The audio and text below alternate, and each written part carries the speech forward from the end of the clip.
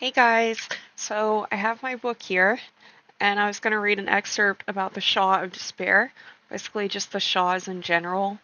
And for those of you who don't know what the Shaw are, they are manifestations of the old god Yod Shiraj, like and negative emotions from the mortal races, basically trigger them to take hold in the physical realm.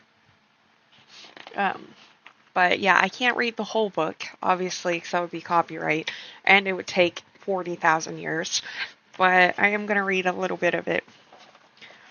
The Shaw of Despair. Southwest of the Jade Forest in the cross-ring wilds, a mysterious and inexplicable lethargy had taken hold of the people of Zoo's watch, leaving them solemn and hopeless. When champions of the Horde and Alliance intervened to cure their ailment, they found themselves faced with creatures derived from the Shaw's power. After fending off these foes, the people of Zoo's watch reported that their courier to the Temple of the Red Crane had gone missing and asked the champions to investigate. In doing so, these heroes met with new expeditions.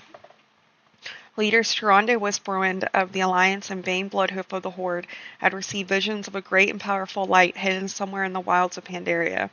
Lorekeeper Veildren of the Night Elves expedition sought to investigate an old fable he'd read about the pools of youth, thinking it might explain the nature of Tyranda's visions.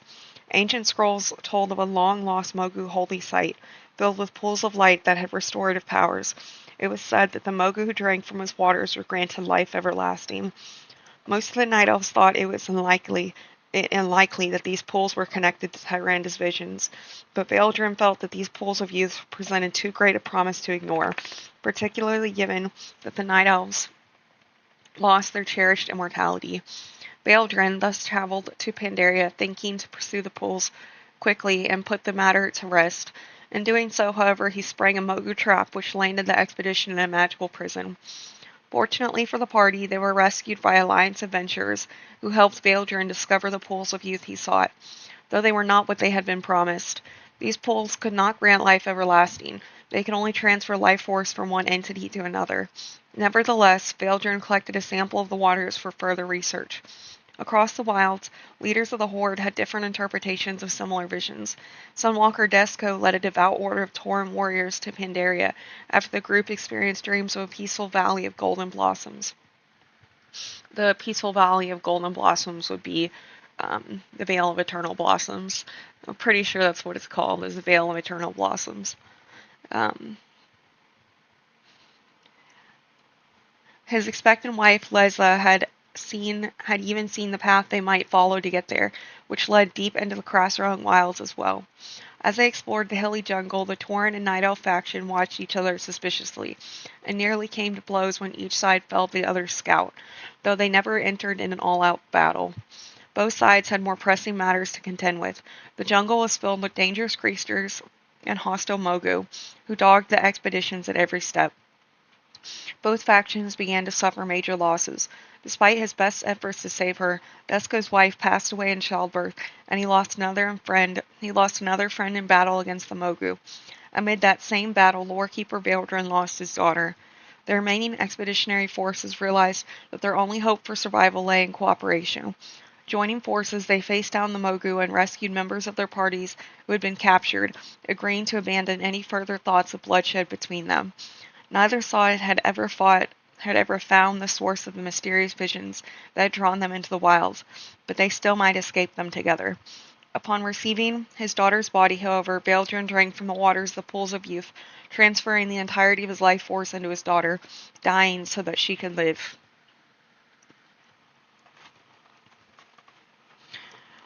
While both sides tended to their dead, champions bid farewell to these expeditions. Shortly before their meeting, these heroes had discovered the body of the courier Zoo's watch had dispatched to the Temple of the Red Crane. As the heroes continued on to deliver the courier's message to the temple, they were met with a flood of refugees who urged the champions onward. A dark energy had taken hold of the temple, home to the august celestial Chai-Ji. The chaos of war had allowed the Shaw of Despair to escape from its prison below and possess Chai-Ji himself. Crossing paths once again with Prince Anduin, heroes from both the Horde and Alliance rallied the Pandaren temple defenders and charged in the Temple of the Red Crane. In combining forces, they narrowly managed to defeat the Shah, freeing Chai-Ji from his influence. And those who don't know who Chai-Ji is, he's the big red crane. He's a big red crane. The Shah and the threat it presented were put to rest, but at great cost to all. Many brave Alliance, Horde, and Pandaren heroes lay dead. The Shah had been tougher to vanquish than the last, but two of the ancient evils were now defeated. Still far to the west, a more common threat to the Pandaren was beginning to wake. And here is a picture of the Mantid starting to swarm. I believe that's Valley of the Four Winds.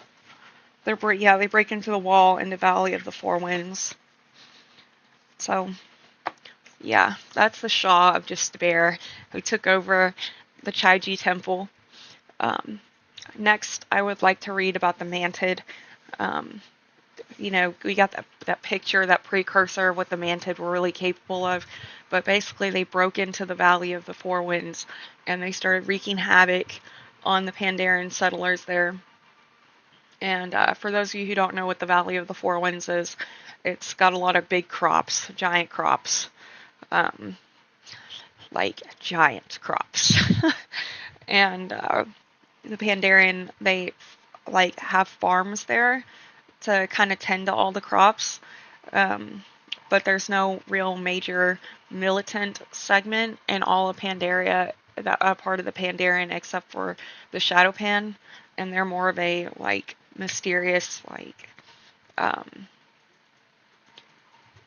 mysterious force. They're not militant, as in they're sectioned off in certain parts of Pandaria. They really just stick to their Shadowpan monastery.